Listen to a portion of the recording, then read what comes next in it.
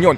Ngayon kasi, ito po, kaliwat kanan po itong mga balita dito po sa sinasabing mga pagkakaso, investigasyon, etc. Liliwanagin lang po natin yung pong, kung may ito nga po, no, ang narinig natin ngayon usually sa ilang po na nag-iimbestiga dito at opisyal ng gobyerno na may kaugnayan po sa pagbibigay po ng katarungan sa bayan, yung low-lying fruit. Narinig mo na yon?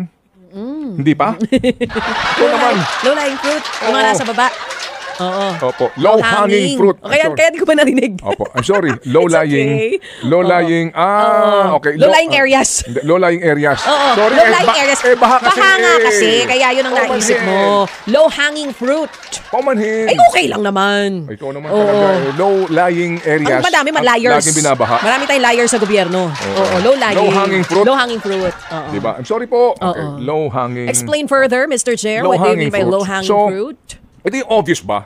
Di ba? Obvious ba? Ang dali-dali. Mamaya, pag tinunghayan natin po yung naging panayam natin kay Attorney Richard Fadulyon, opo, vis-a-vis itong ICI na ito, at saka yung ombudsman, kung gaano kahirap ito. Naman. Ito nga po doon sa atin think about it, meron na pong provision, meron na po tayong batas na mas madali. Yung pong una, pagkumpiska sa mga nakaw na yaman ng mga nasa gobyerno. Hindi naman po lahat, di ba? Ito mas madali. Nandun po ipinaliliwanag sa ating think about it. So ito ho, kumbaga, ito nga po, no? Meron ka bang kapitbahay na mayor ngayon? Mayor.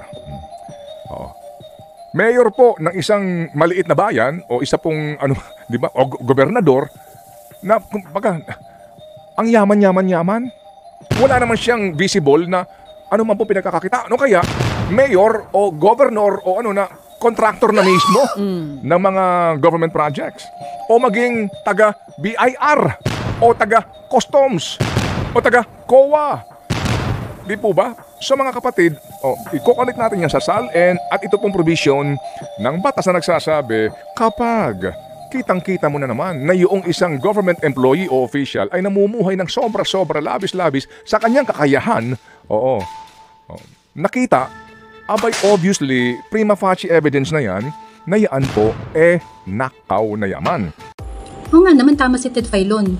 Napakadaling makita kung ang mga yaman ng mga politikong yan ay galing sa nakaw.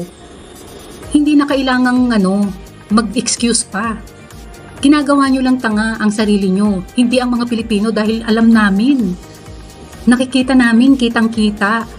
Nagtatanga-tangahan lang kayo. Nakakaawa kayo. Hindi nyo madadala sa hukay yan. Kawawa naman kayo. Kaya habang may panahon pa, magsisi na kayo. Gumawa na kayo ng tama.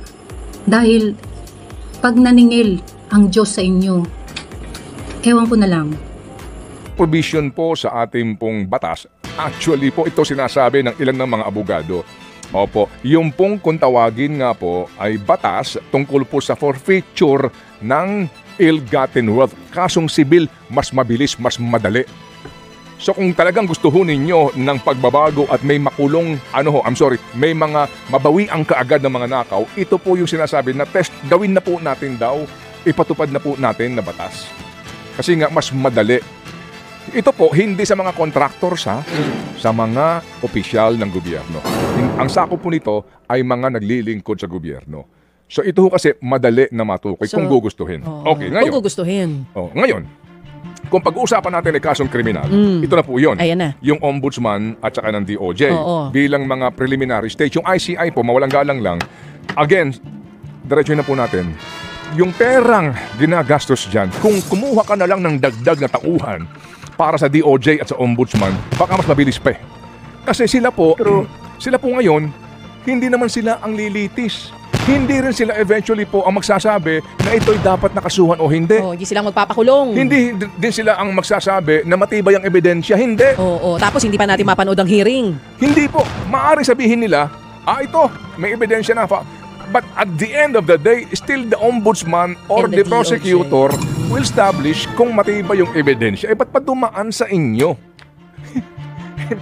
Hindi po ba? Sorry pa yun. Ngayon kasi, ito po, kaliwat kanan po itong mga balita dito po sa sinasabing mga pagkakaso, investigasyon, etc.